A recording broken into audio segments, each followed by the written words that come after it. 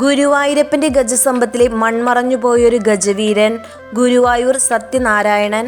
1974 കാലഘട്ടത്തിലാണ് എറണാകുളം സ്വദേശിയായ KG ഭാസ്കരൻ എന്നൊരു വ്യക്തി 9 വയസ്സുള്ള ഒരു ആനക്കുട്ടിയെ ഗുരുവായൂരപ്പന് നടയിരുത്തി സത്യനാരായണൻ എന്ന് നാമകരണം ചെയ്യുന്നത്.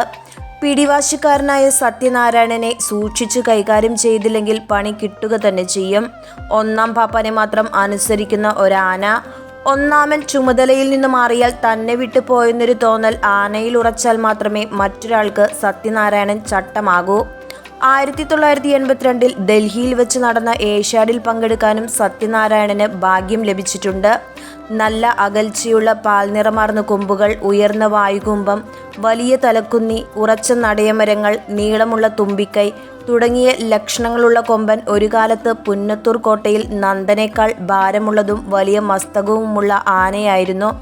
2016 ഫെബ്രുവരിയിലാണ് സത്യനാരായണൻ ചരിയുന്നത്. ശ്വാസകോശ സംബന്ധമായ രോഗങ്ങൾ അലട്ടിയിരുന്ന സത്യനാരായണൻ ക്ഷയരോഗത്തിന് ചികിത്സയിലായിരുന്നു. ഒരിക്കൽ ആറാട്ടുപുഴ പൂരം കഴിഞ്ഞ് മടങ്ങും വഴി കിഴ്പുള്ളിക്കരയ്ക്കടുത്തുള്ള ഒരു വീട്ടിൽ തളച്ചു. എന്തു കണ്ടാലും ഒടിച്ച് വായിൽ വെച്ച് രുചിച്ചു നോക്കുന്ന സ്വഭാവമുള്ള സത്യനാരായണൻ അടുത്തു കണ്ട ചെടിയുടെ ഇല പറിച്ച് ചവച്ചു നോക്കി. വയറിന് അസുഖമായി 2 ദിവസം ഭക്ഷണവും വെള്ളവും കഴിക്കാതിരുന്ന സത്യനാരായണൻ അവസാനം മരണത്തിന് കീഴടങ്ങി.